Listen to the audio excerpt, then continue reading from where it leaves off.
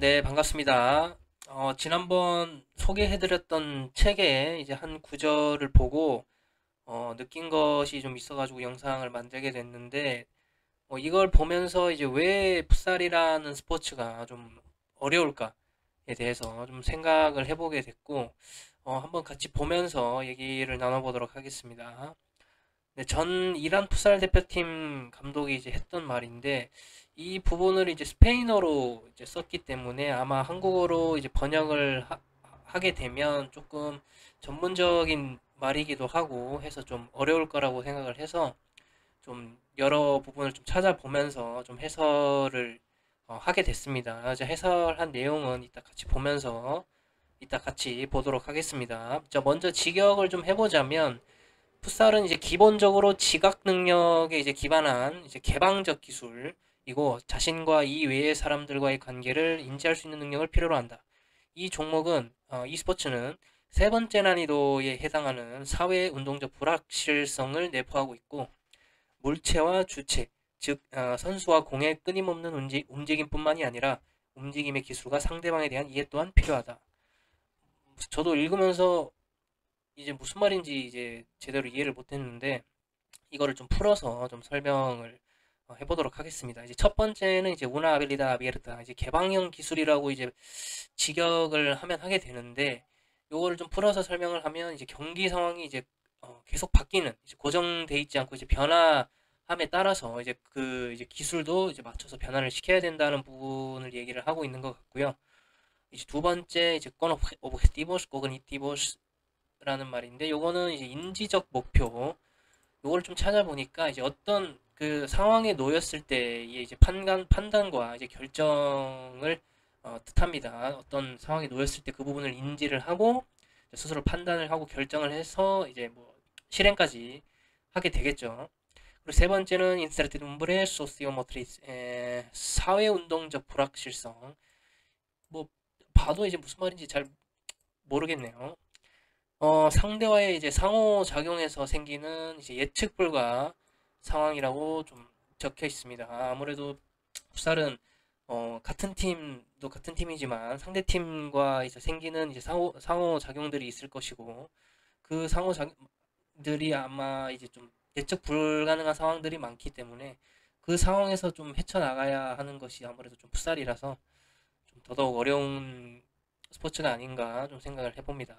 자, 그래서 간단히 좀 정리를 해보자면 어, 볼의 움직임 그리고 이제 상대 우리 팀 선수들의 예측 불가능한 이 상호작용들에 의해서 상황이 이제 계속 변화를 하고요. 이 변화하는 상황을 빠르게 캐치를 해서 이제 실행을 해야 되기 때문에 상당히 좀 어렵다라고 좀 볼 수가 있겠습니다. 자, 그리고 이제 위에 쓰여진 말 중에 제일 좀 궁금했던 부분이기도 하고 이제 테르세르 니벨 이제 세 번째 난이도에 대해서 좀 찾아보게 됐는데 그럼 첫 번째와 두 번째 난이도는 뭐냐 이 부분에 대해서 조금 많이 궁금해서 찾아봤는데 조금 이해가 안 되고 좀 명확하게 좀 쓰여 있지 않기도 해서 명확하게 구분이 딱딱 돼 있지 않아서 제가 한번 그 부분에 대해서 고민을 좀 해보고 정리를 해봤는데 이제 첫 번째 난이도, 첫 번째 레벨은 이제 이제 자기 신체를 이제 컨트롤할 수 있고 볼을 이제 다룰 수 있는 능력을 얘기하는 것 같고요.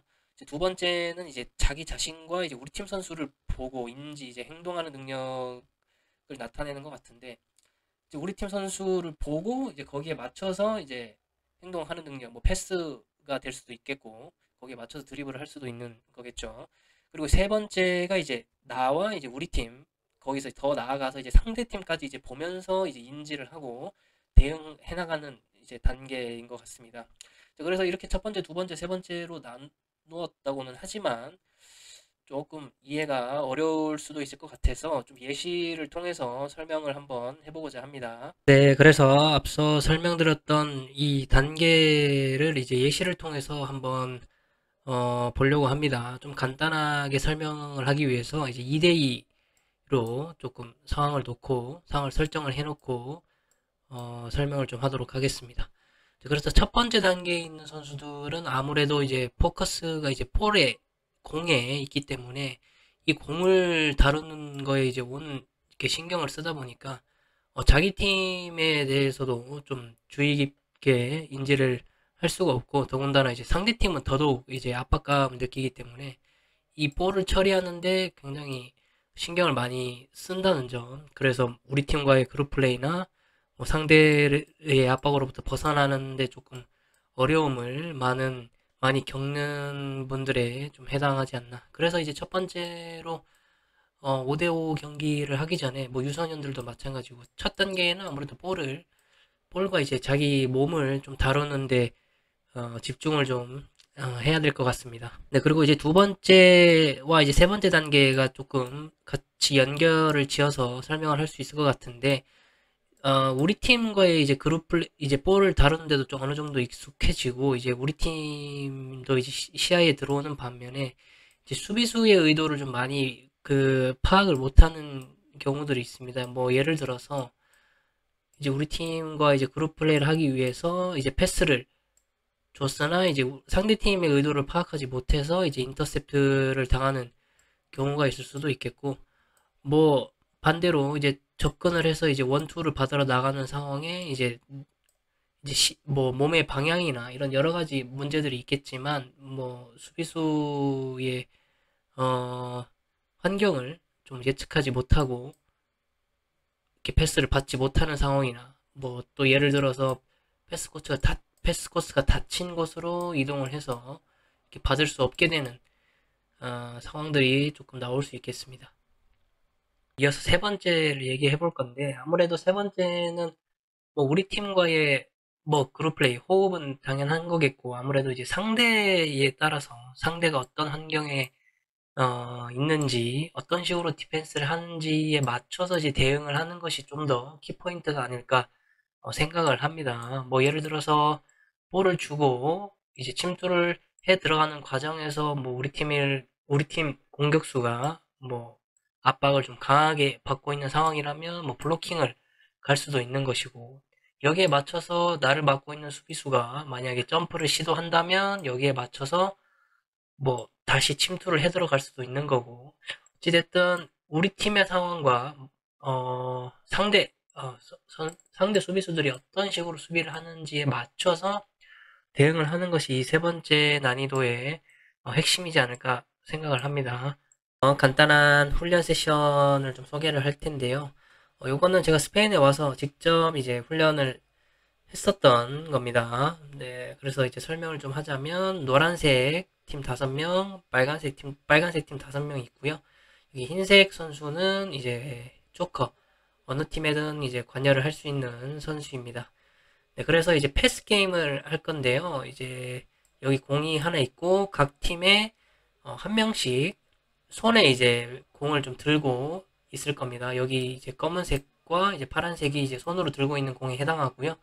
이 손에 들고 있는 공은 패스를 할 수 있고요. 대신에 이제 공을 가지고 있는 발로 이제 패스를 하고 있는 이 공을 가지고 있는 선수에게는 패스를 할 수가 없습니다. 네, 그래서 패스 게임을 할 건데 몇 회 이상, 요거는 이제 코치님들이 정하시면 되겠죠. 패스가 예를 들어서 5회라고 할게요.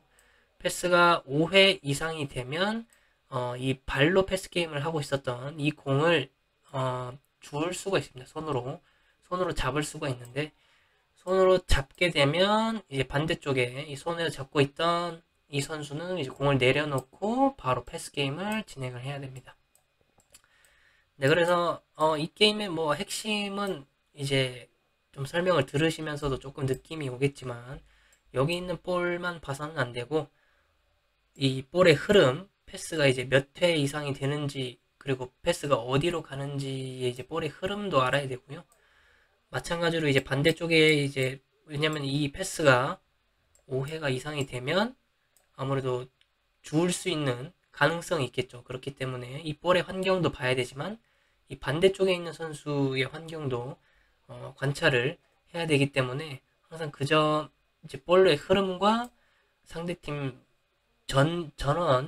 상대팀 전원을 좀 관찰을 해야 되기 때문에 상당히 조금 높은 인지 능력과 거기에 맞춘 이제 판단과 대응이 필요하다고 좀 볼 수 있겠습니다. 네, 마지막으로 인지와 이제 판단과 관련된 경기 영상을 볼 텐데, 이 경기는 F리그, 이제 일본의 F리그 이제 25, 26 이번 시즌 얼마 전에 있었던 경기고요. 먼저 한번 보시고 설명을 좀 이어나가도록 하겠습니다. ボールにしてサイドからのキックイン。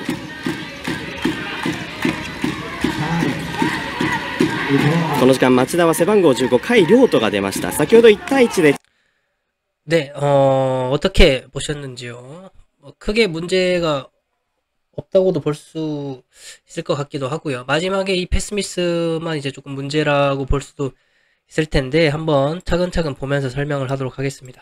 ここも前から激しくプレスに行きました町田。マイボールにして 자, 여기서 이제 킥인을 하는 상황인데 여기 3명 자기 진영에서 이제 3명의 공격수와 이제 수비수 3명이 대치하는 상황입니다. キックイン。 자, 볼을 주고 이제 전환하는 상황에서 이 선수가 이제 브레이크런을 통해서 나타나는 움직임을 하는데 여기 보시면 이 선수가 자기를 마크하고 있는 이 선수에 대해서 전혀 인지를 이제 하지 못하고 있다라는 점이 좀 가장 큰 핵심이 아닐까 생각이 듭니다. 지금 이 선수의 이제 그 가속하는 이제 움직임의 의도로 보아 이 볼을 가지고 있는 선수로부터 이제 파라렐라 이 패스를 받기 위해서 이제 움직이는 것처럼 보이는데 사실상 이 거리로 봤을 때, 이 공간으로 봤을 때 이 선수가 볼을 받는다고 해도 뭐 마크하고 있는 이 선수에게 큰 타격을 이제 입히지 데미지를 주지 못할 것으로 좀 보입니다. 그래서 제 관점으로 봤을 때는 이 수비 라인에 좀 근접한 부분에서 좀 포지셔닝을 함으로써 볼을 최대한 받을 수 있게끔 이 사이 패스를 받을 수 있게끔 좀 포지션을 했었으면 어땠을까 좀 생각을 합니다. 볼을 받았으면 이 거리를 이제 활용을 할 수 있기 때문에 돌아서서 공격을 이제 전개를 할 수 있겠죠. 이 거리만큼 공간을 먹을 수 있기 때문에 뭐 만약에 이제 포지셔닝을 했을 때 이 선수가 좀 강하게 압박이 들어온다면 이제 그때 이제 뒷공간이 또 새롭게 열리는 거기 때문에 제 관점으로 봤을 때는 여기에 좀 포지셔닝을 했었으면 어땠을까 좀 생각을 합니다. 그래서 이 선수에 대해서 이제 인지를 아예 하지 못했을 수도 있고 아니면 인지를 했으나 이제 이 공간에 대한 이 공간을 쓰는 것에 대한 조금 두려움, 좀 압박감을 느껴서 그냥 이렇게 지나쳐 버리게 되는 상황이 나왔을 수도 있을 것 같습니다. 이런 데서 압박감을 좀 느껴서 여기서 포지셔닝을 하지 못하고 좀 지나치는 분들도 굉장히 좀 많습니다. 그래서 꼭 좀 두려움이 있더라도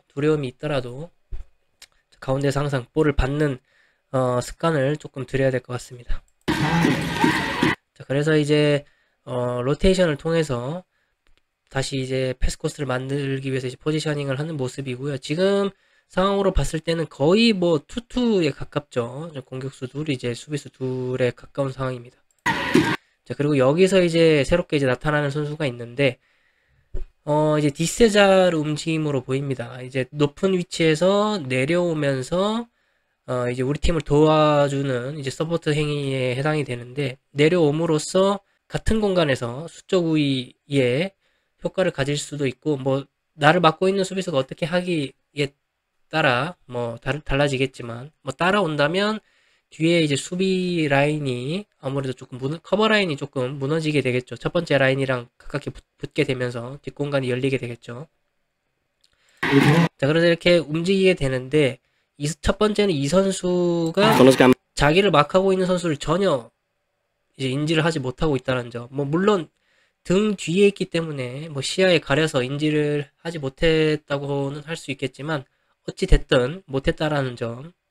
두 번째는 여기 보시면 33번인지 모르겠지만 이 선수가 그 공격수의 움직임을 예측을 했다는 캐치를 했다는 점.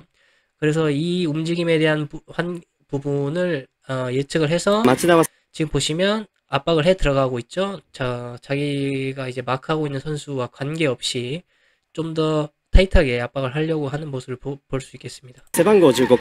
그래서 패스가 원활하게 좀 가지 못했던 장면이었습니다.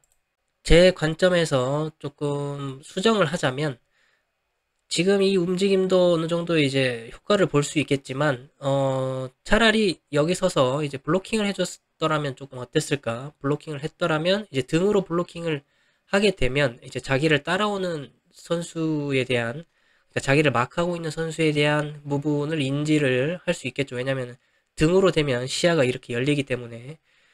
그래서 그 부분이 있을 수가 있겠고, 또 こ 한 の時間町田 가지, は背番号 또 한 가지는, 여기 볼을 갖고 있었던 선수. 다시 볼까요? 이 볼을 가지고 있던 선수도 지금 1대1에 대한 조금 상황에 좀 압박을 좀 느낀 것 같습니다. 그렇기 때문에 어, この時間 다른 수비에 대한 부분을 전혀 캐치를 하지 못했던 것 같네요. 그 이 선수의 움직임을 인지하지 못해서 했더라면 아무래도 반대쪽으로 길게 패스가 나갔을 수도 있겠죠. 저의 좀 추천하는 플레이는 이제 블로킹을 통해서 좀 드리블을 이제 볼을 가지고 있는 선수에게 드리블에 대한 부분을 조금 더 원활하게 할 수 있게끔 해주는 것이고 시야도 이제 앞쪽으로 가져올 수 있게끔 해서 이제 나를 마크하고 있는 선수에 대해서 이제 좀 인지를 더 원활하게 할 수 있게끔 하는 것이 어떨까 싶습니다.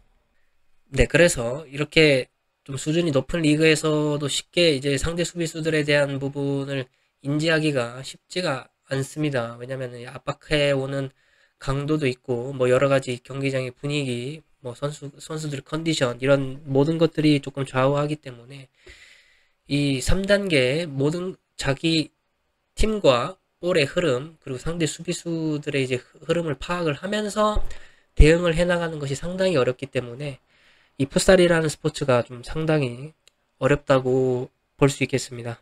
오늘은 풋살이 어려운 스포츠인 이유에 대해서 조금 간단하게 좀 얘기를 나눠봤는데요. 오늘 여기까지 하겠습니다. 감사합니다.